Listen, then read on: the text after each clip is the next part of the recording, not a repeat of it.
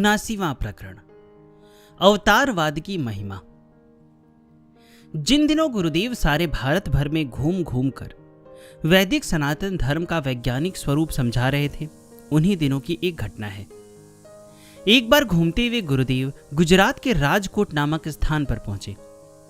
वहां पर आप ईसोपनिषद के इस मंत्र की व्याख्या कर रहे थे। परमात्मा जगत के कण कण में व्याप्त है। जगत का किंचित मात्र भी उस ईश्वर के बिना नहीं है। सैकड़ों विद्वान श्रोता कई दिन तक इस मंत्र की दार्शनिक व्याख्या सुनकर आनंदित होते रहे। खूब शास्त्रार्थ हुआ। समस्या समाधान का क्रम भी कई दिनों तक चलता रहा। कुछ दिन बाद महाशिवरात्रि का पर्व आया। आप नित्य प्रति की भांति उक्त मंत्र की व्याख्या करने के पश्चात वहां निकट में ही स्थापित महादेव के मंदिर में गए। शिवलिंग पर जल चढ़ाया, बिल्व पत्र, फूल, फल से पूजन करने के पश्चात श्रद्धापूर्वक दंडवत प्रणाम किया। पास खड़े मजिस्ट्रेट, जो कुछ देर पहले आपके विज्ञान सम्मत विचार सुन रहे थे, हैरानी से बोले, महाराज, आप तो तत्वज्ञानी हैं, बहुत बड़े दार्शनिक हैं, फिर भी मूर्ति पूजा करते हैं। गुरुदेव ने हंसते हुए कहा, मेरे मालिक पता है सब खलक बस एक झलक तेरी, मगर फिर भी तमन्ना है किसी दर सर झुकाने की। आपने आगे कहा, मूर्ति पूजा वैदिक सनातन धर्म में अर्चावतार के रूप में मानी जाती है। जो चैतन्य में सत्ता जड़ चेतन में व्याप्त है, कण कण में अनुस्यूत है, क्या वह पत्थर व धातु में नहीं हो सकती? जो परब्रह्म परमात्मा निर्गुण निराकार के रूप में कण कण में व्याप्त है, वही परमात्मा शक्ति जगत के रंग रूप में सगुण साकार रूप में भी विद्यमान होती है।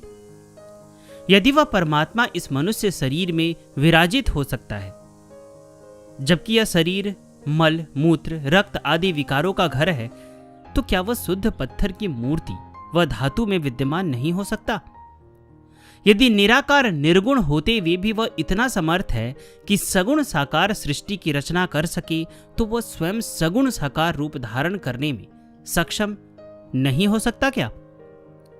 वह परमात्मा सत्ता निर्गुण निराकार और सगुण साकार दोनों का सामंजस्य लिए हुए है। कभी सामान्य रूप से तो कभी विशिष्ट रूप से वह प्रकट होता रहता है। वैदिक सनातन धर्म के अवतारवाद का कारण भी यही है।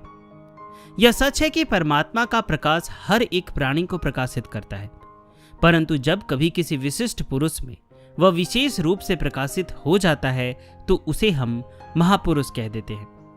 गीता में भी भूति और विभूति रूप से इसे स्वीकार किया गया है।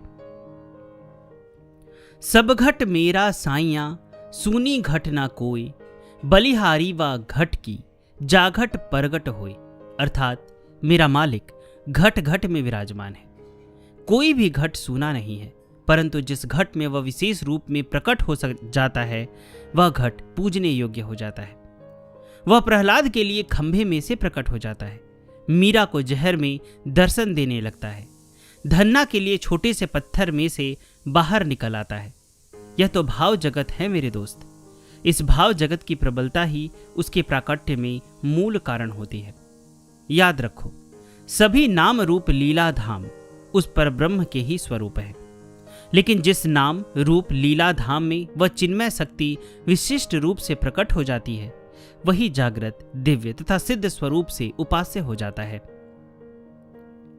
अवतारवाद में भी यही नियम देखा जा सकता है। जब वह परब्रह्म परमात्मा ज्ञान, प्रेम और शक्ति का पूर्ण अभिव्यक्तिकरण लिए हुए प्रकट होता है, तो उसे पूर्णावतार कहते हैं।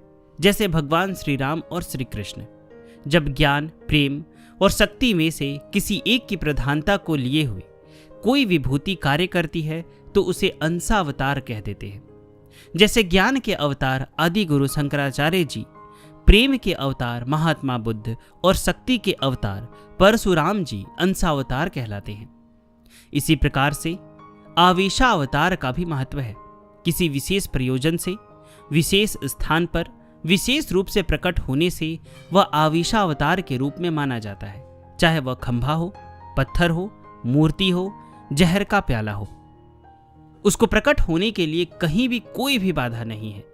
समय समय पर लकड़ी और पत्थरों में से प्रकट हो होकर परमात्मा स्पष्ट प्रमाणित करते रहे हैं कि भक्तों की बोध में भक्ति की प्रगाढ़ता ही उसके अवतरण का कारण बन जाया करती है।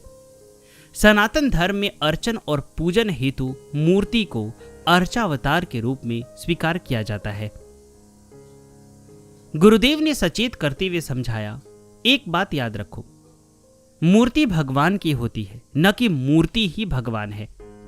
यह मूर्ति पूजन प्रभु प्राप्ति का सुंदर साधन है, परंतु केवल मात्र मूर्ति को ही भगवान मानकर जो दूसरों से झगड़ा द्वेष किया जाता है, वह मूर्ति पूजा का विकृत स्वरूप हो जाता है।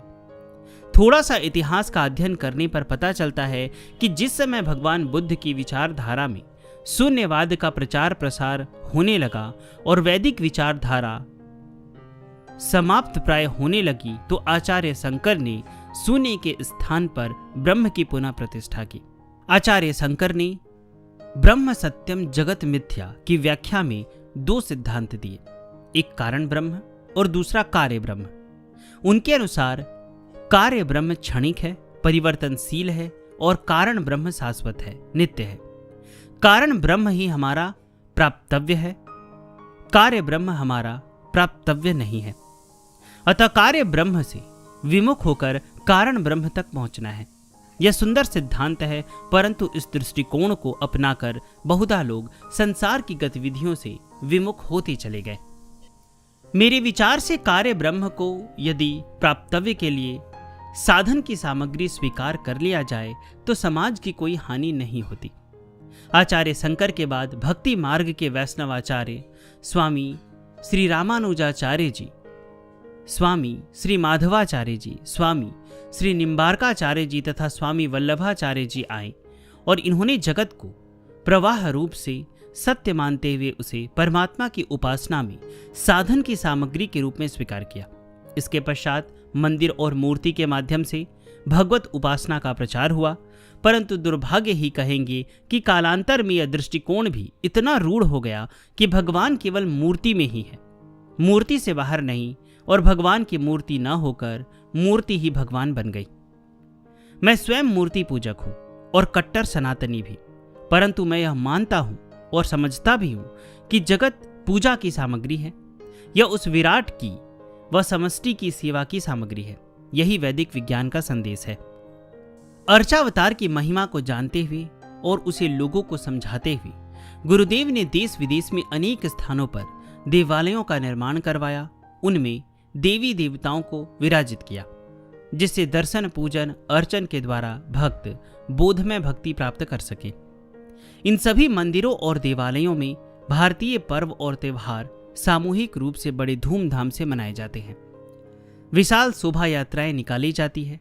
सामूहिक यज्ञ, सत्संग, प्रवचन, भंडारे आदि के द्वारा भारतीय संस्कृति और वैदिक सनातन धर्म की समृद्ध परंपराओं से जन समाज को अवगत कराया जाता है।